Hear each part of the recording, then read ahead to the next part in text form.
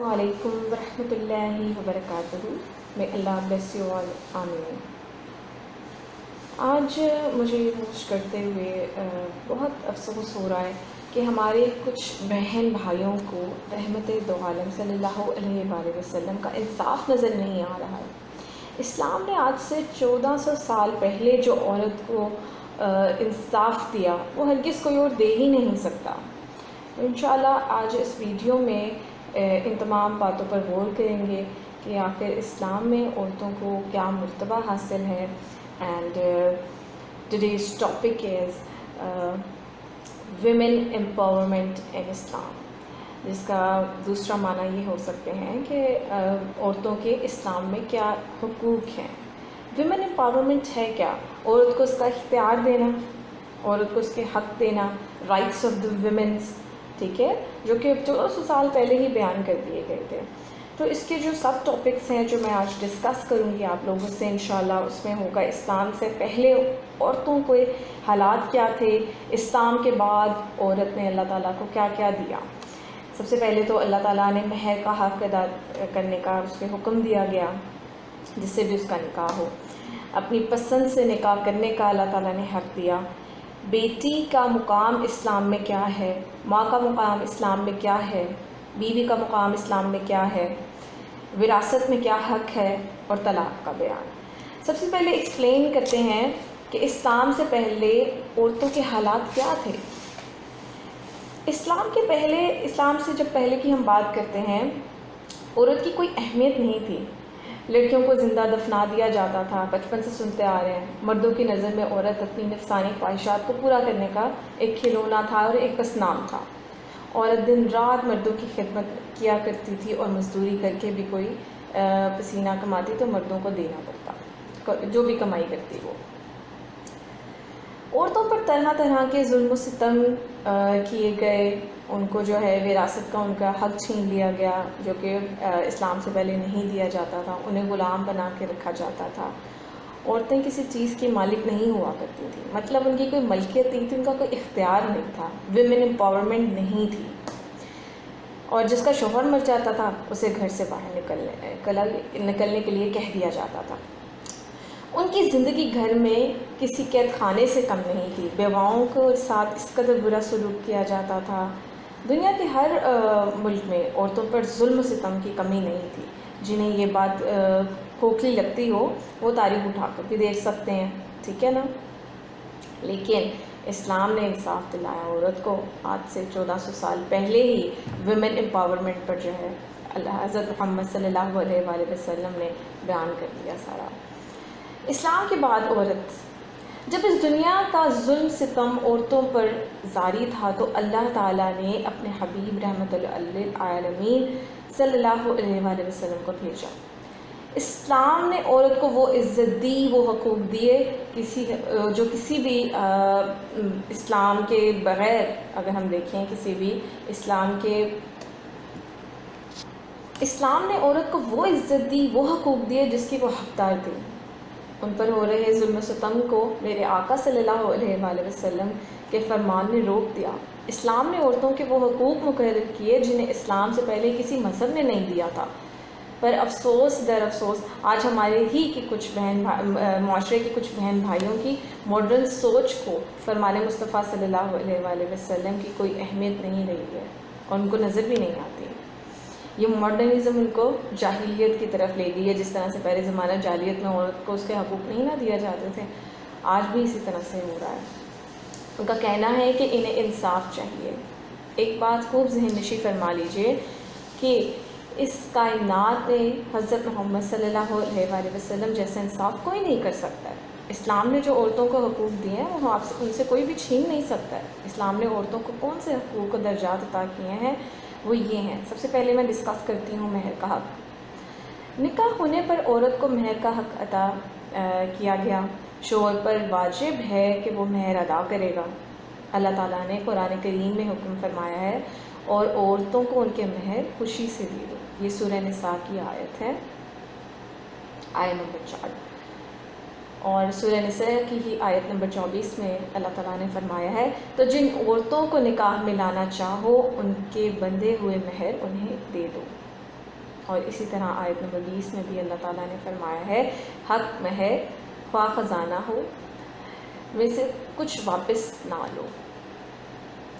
اس کے بعد اپنے پسند سے نکاح کرنے کا حق، حضرت ابو ہریرہ رضی اللہ عنہ بن عباس رضی اللہ عنہ سے روایت ہے کہ سرور کائنات صلی اللہ علیہ وآلہ وسلم نے ارشاد فرمایا کنواری کا نکاح نہ کیا جائے جب تک کہ اس کی رضامندی حاصل کر لی جائے، اور اس کا چپ رہنا اس کی رضامندی ہے، اور نہ نکاح کیا جائے بیوہ کا جب تک اس سے اجازت نہ لی جائے۔ امام بخاری رضی اللہ عنہ نے حدیث نقل فرمائی ہے کہ حضرت محمد صلی اللہ علیہ وآلہ وسلم سیدہ حضرت عائشہ صدیقہ رضی اللہ عنہ نے عرض کیا یا رسول اللہ صلی اللہ علیہ وآلہ وسلم قوالی لڑکیاں تو اجازت دینے میں شرماتی ہیں، تو حضرت محمد صلی اللہ علیہ وآلہ وسلم نے ارشاد فرمایا اس کا خاموش ہو جانا ہی اجازت ہے۔ یہ بخاری شریف کی حدیث ہے، جلد 3 صفحہ 76، حدیث نمبر 124 ہے۔ اسلام نے عورت کو اپنا من پسند شوہر چننے کا حق دیا ہے۔ یہ حق نہ صرف ہماری لڑکیوں کو دیا بلکہ بیواؤں کو بھی یہی حق دیا ہے کہ وہ اپنی پسند سے نکاح کرے۔ کسی بھی مذہب نے بیوہ کو ایسا حق نہیں عطا کیا تھا، تاریخ گواہ ہے۔ دیگر مذہب میں بیواؤں کے ساتھ ظلم و ستم کیا جاتا تھا، اور آج بھی ہو رہا ہے۔ اگر ہم دوسرے مذاہب میں دیکھیں تو ان کو بری نگاہ سے دیکھا جاتا تھا، انہیں بدشگونی سمجھا جاتا تھا، یہ ایک ٹیبو بن چکا تھا کہ جو یہ بیوہ عورت کوئی بھی رسم کا جو ہے انیشیٹو لے گی تو وہ بدشگونی ہوگی، حالانکہ اسلام نے اس چیز کو رد کر دیا۔ اسلام نے عورت کے لیے اس کی عزت کو بیوہ ہونے کے بعد بھی برقرار رکھا، اور اسلام نے جو ہے اللہ تعالیٰ نکاح کا حق اللہ تعالیٰ نے دیا ہے عورت کو کہ اس سے پوچھ کے کیا جائے، لیکن اس کا یہ مطلب نہیں ہے کہ آپ بغیر کسی مینیجر کے، اللہ تعالیٰ نے کیا ہمیں ولی کس کو بنایا ہمارا عورت کا، اس کے پیرنٹس کو، آپ پیرنٹس کی بغیر جو ہے نکاح نہیں کر سکتے۔ بہت ساری کورٹ میرجز ہو رہی ہیں یا غلط طریقے استعمال کیے جاتے ہیں، صرف کیا استعمال کر کے کہ جی اسلام نے پسند سے نکاح کرنا جو ہے وہ اس کی اجازت دی گئی ہے، حالانکہ ایسا نہیں ہے، اسلام نے بالکل اجازت دی ہے، لیکن آپ نے عزت کا جو ہے سب سے پہلے خیال رکھیں، ٹھیک ہے، اور اس حق کو جو ہے پازیٹیولی استعمال کریں، اپنے پیرنٹس کو بتائیں، اپنے پیرنٹس کی مرضی شامل کریں۔ مرد کے لیے بھی یہی حکم ہے اور عورت کے لیے بھی یہی حکم ہے۔ اور جو ویری نیکسٹ ٹاپک ہے وہ ہے بیٹی کا مقام اسلام میں۔ حضرت عبداللہ ابن عباس رضی اللہ عنہ سے روایت ہے، حضرت محمد صلی اللہ علیہ وآلہ وسلم نے ارشاد فرمایا جس سے لڑکی ہو پھر وہ اسے زندہ دفن نہ کرے، نہ اس کو ذلیل زمانے میں کرے اور نہ لڑکے کو اس پر اہمیت دے، تو اللہ تعالیٰ اس کو جنت میں داخل کرے گا۔ یہ ہے ابو داؤد کی حدیث 1705۔ اچھا، تو کتنا پیارا حضرت محمد صلی اللہ علیہ وآلہ وسلم نے مقام بیٹی کا یہاں فرما دیا ہے کہ آپ لڑکی ہونے پہ شرمندہ نہ ہوں۔ جو گھر اللہ تعالیٰ کو پسند ہوتا ہے اسی گھر میں بیٹی آتی ہے، اور اس کی اہمیت کا اندازہ اس طرح سے لگا لیں کہ اللہ جنت جو ہے اس میں داخل کر دیں گے اگر وہ لڑکی کو جو ہے پریفرنس دیں گے۔ حضرت محمد صلی اللہ علیہ وآلہ وسلم نے ارشاد فرمایا جس نے اپنی ایک بھی لڑکی یا بہن کی پرورش کی اور اسے شرعی آداب سکھائے، ان سے پیار و محبت سے پیش آئے اور ان کی شادی کر دی، تو اللہ تعالیٰ اسے ضرور جنت میں داخل کریں گے۔ سبحان اللہ۔ This is how Islam is. This is the real women empowerment. Or we are drifting from it. I'm sorry to say, most of the society is not acknowledging the rights of the women, which are the true rights. تو اللہ تعالیٰ ہمیں ہدایت دے اور ان پہ عمل کرنے والا بنائے، آمین۔ حضرت محمد صلی اللہ علیہ وآلہ وسلم نے ایک جگہ اور ارشاد فرمایا صرف بیٹی کی اہمیت کو بتانے کے لیے کہ جو لوگ اپنی بچیوں کو پیار محبت سے پرورش کریں گے تو وہ بچیاں ان کے لیے جہنم سے آڑ بن جائیں گی۔ سبحان اللہ، مطلب ایک بیٹی آپ کے لیے جنت کا پروانہ بن کر آئی ہے، تو آپ اس کی کیوں نہ پرورش کریں گے، بہت اچھے سے بیٹیوں کو پالیں، بہت پیار سے پالیں۔ حضرت محمد صلی اللہ علیہ وآلہ وسلم نے ایک اور حدیث میں فرمایا ہے، جس نے 2 لڑکیوں کی پرورش کی یہاں تک کہ وہ بڑی ہو گئیں، بالغ ہو گئیں، تو میں اور وہ قیامت کے دن اس طرح قریب ہوں گے۔ پھر آپ صلی اللہ علیہ وآلہ وسلم نے اپنی دونوں انگلیوں کو ملا کر بتایا، مطلب اتنا قریب حضرت محمد صلی اللہ علیہ وآلہ وسلم کے۔ اگر آپ اتنا قریب ہونا چاہتے ہیں، جنت میں جانا چاہتے ہیں، تو اپنی بیٹیوں کی پرورش بہت پیار سے کریے۔ نیکسٹ از کہ اسلام میں ماں کا مقام کیا ہے۔ اسلام نے دیکھیں بیٹی کو، ایک عورت کو کس کس روپ میں بنایا ہے، ایک بیٹی کے روپ میں، ایک ماں کے روپ میں، ایک بہو کے روپ میں، حتیٰ کہ اس کا جو بھی روپ ہے وہ بہت خوبصورت ہے، اگر ہم اس پہ عمل پیرا ہوں اور اگر ہمیں بھی صحیح رائٹس ملیں، ٹھیک ہے، تو سوسائٹی ول بی جانا انشاءاللہ ان دس دنیا اینڈ ہیئر آفٹر۔ ایک شخص نے رحمت عالم صلی اللہ علیہ وآلہ وسلم سے فرمایا، یا رسول اللہ صلی اللہ علیہ وآلہ وسلم، میرے حسن اخلاق کا کس پر زیادہ حق ہے، کون زیادہ حقدار ہے؟ حضرت محمد صلی اللہ علیہ وآلہ وسلم نے فرمایا، تمہاری ماں۔ ان سے دوبارہ عرض کی، اس کے بعد کون؟ حضور صلی اللہ علیہ وآلہ وسلم نے فرمایا، تمہاری ماں۔ تیسری مرتبہ اس نے عرض کی، اس کے بعد کون؟ حضور صلی اللہ علیہ وآلہ وسلم نے اس مرتبہ بھی ارشاد فرمایا، تمہاری ماں۔ پھر صحابہ نے عرض کی،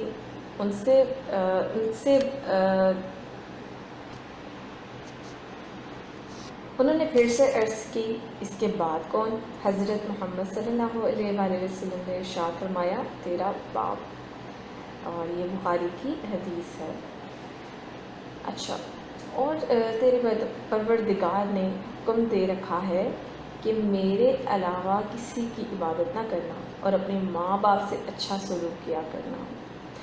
اگر ان میں ایک یا دونوں میں سے کوئی ایک تیری موجودگی میں بڑھاپے کو پہنچ جائے تو ان کی خدمت کرتے ہوئے تم ان کو اف تک نہیں کہنا، اور نہ ان کو زخم دینا، نہ ان کو دکھ دینا، نہ ان کو تکلیف دینا، اور محبت سے ان کے آگے جھک جایا کرنا، ان کے لیے دعا کرتے ہوئے کہا کرنا کہ اے میرے پیارے پروردگار، ان دونوں پر رحم فرما جیسا کہ انہوں نے مجھے بچپن میں پالا پوسا، رب ارحمہما کما ربیانی صغیرا۔ This is the worth of parents and especially we are talking about women، تو یہ ہے ماں کا درجہ۔ حضرت عبداللہ بن عمر رضی اللہ عنہ نے رسول اللہ صلی اللہ علیہ وآلہ وسلم سے نقل کی ہے اور ارشاد فرمایا کہ رب کی رضا والدین کی رضا میں ہے اور اللہ کا غصہ والدین کے غصے میں ہے۔ اللہ اکبر۔ اللہ تعالیٰ ہمیں عمل پیرا ہونے والا بنا دیں، آمین۔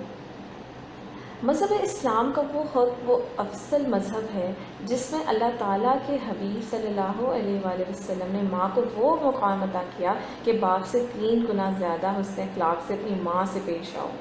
اللہ تعالیٰ نے ماں کے قدموں میں جنت رکھ دی۔ جس سے جنت کو پانا ہے وہ اپنی ماں کی خدمت کر کے جنت حاصل کر لے۔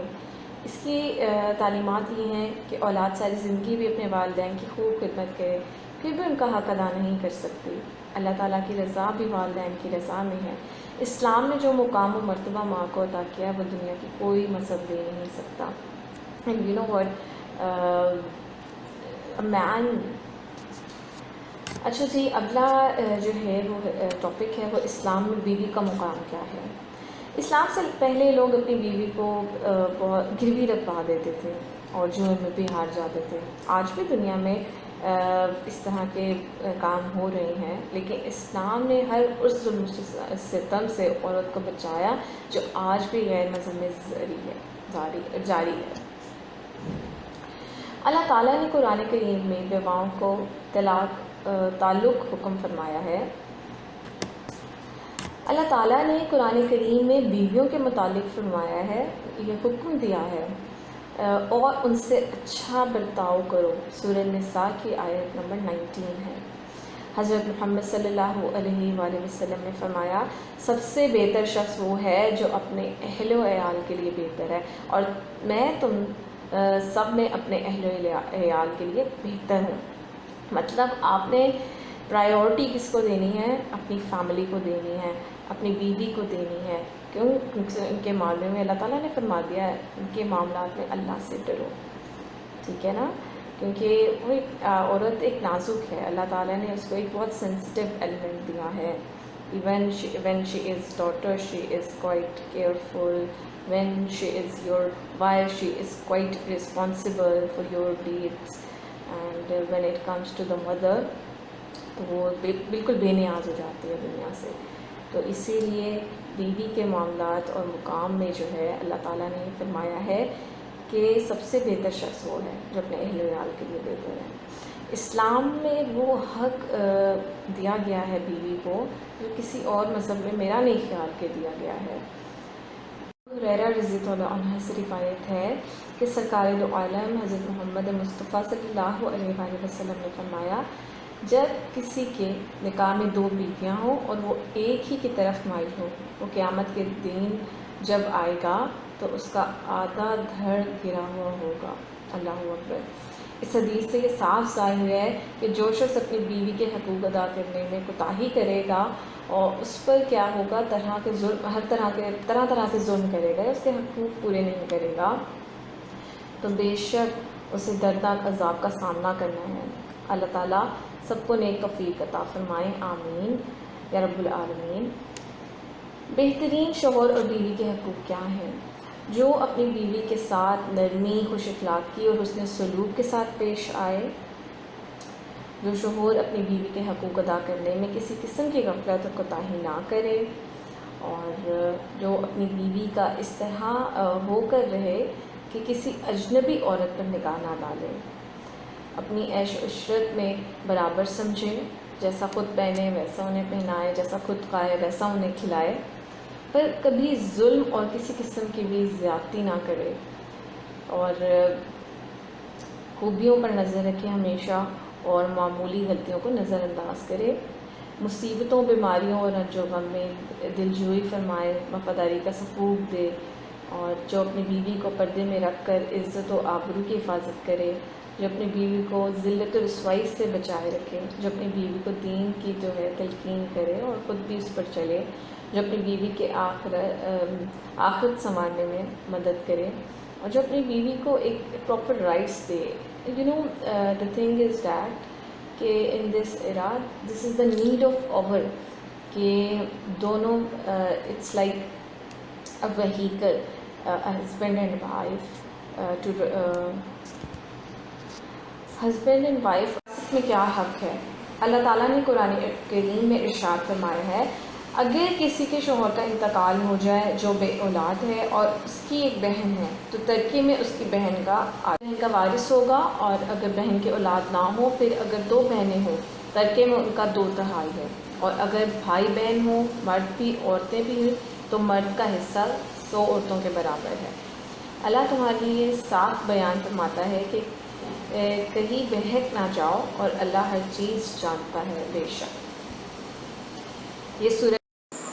یہ سورہ نساء کی آیت ہے 176.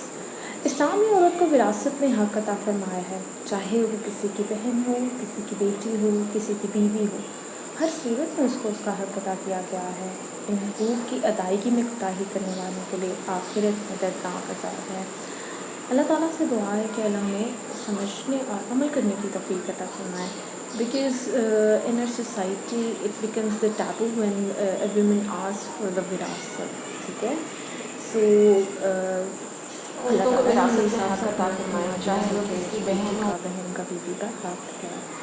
So these are the core rights in my point of view which Islam has given except any in any religion. It's not promises. The very next and last is about divorce. طلاق کے بارے میں کیا بیان ہے. And this is like that کہ in today's era it's like a taboo. آج Islamic شریعہ کو ہسٹوریکل کہلانے والوں کو دراصل اسلام کی شریعت کا علم نہیں ہے. آج ہماری سوسائٹی میں نکاح کرنے سے پہلے نکاح کے سارے مسئلے مسائل کو سیکھنا بہت ضروری ہے. اسلام نے کسی صورت میں عورت پر کوئی زیادتی نہیں کی ہے. ہر جگہ عورت کے حقوق کو ادا کرنے کی تعلیم دی گئی ہے، اور یہ تعلیمات ہمارے آقا حضرت محمد مصطفیٰ صلی اللہ علیہ وآلہ وسلم نے دی ہیں. اور جو قانون رحمت دو عالم صلی اللہ علیہ وآلہ وسلم نے بنایا ہے، وہ قانون کس طرح سے غلط ہو سکتا ہے؟ یہ تو قیامت تک آنے والے لوگوں کے لیے ہے، اور جنہیں شریعہ مصطفیٰ صلی اللہ علیہ وآلہ وسلم سے اعتراض ہے، یا جنہیں لگتا ہے کہ معضلہ اسلام میں عورت کا حق ادا نہیں کیا جا رہا، اس لیے وہ آج شریعہ کے خلاف بول رہے ہیں. ایسے لوگوں کو اپنے آخرت کی فکر کرنی چاہیے. اللہ تعالیٰ کو کیا ہم منہ دکھائیں گے جب اللہ تعالیٰ ہم سے پوچھیں گے کہ حضرت مصطفیٰ صلی اللہ علیہ وآلہ وسلم کی شریعہ یا سنت پر عمل ہم نے کیا، یا ہم نے ان پہ انگلیاں اٹھائیں معاذ اللہ. اللہ اکبر، سوچے کیا انجام ہوگا ہم جیسے لوگوں کا جو عمل نہیں کرتے. آج کل جو ٹرپل طلاق ہے، ٹرپل ڈیورس ہے، اس کا مسئلہ عدالت تک پہنچ گیا ہے.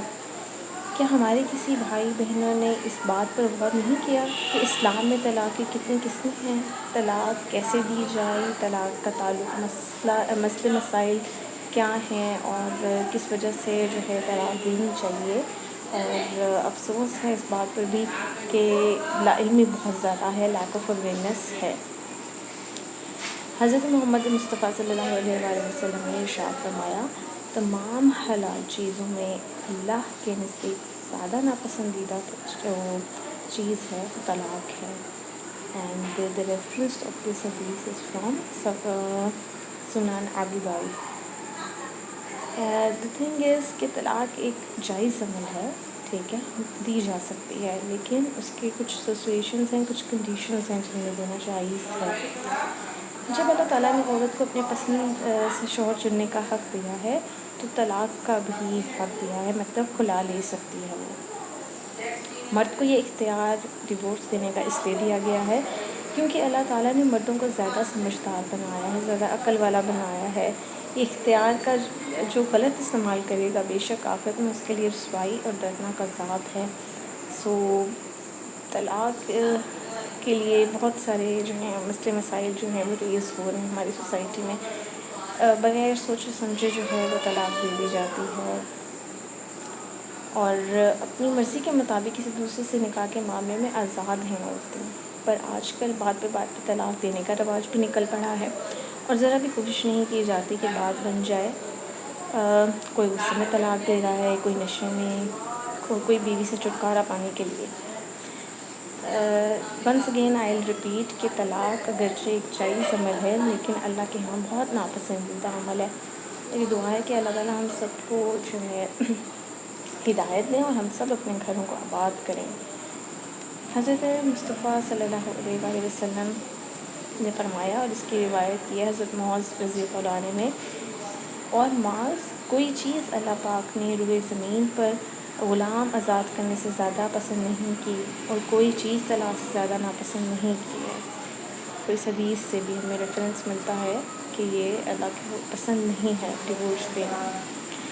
ان حدیث نبی صلی اللہ علیہ وآلہ وسلم سے ہمیں بالکل کلیئر ہو جاتا ہے کہ کس طرح سے طلاق دی جائے، کیا سچویشنز ہونی چاہیے، اور اس سے ریلیٹڈ جو ہے وہ ان ڈیٹیل بھی انشاءاللہ پوسٹ کی جائے گی.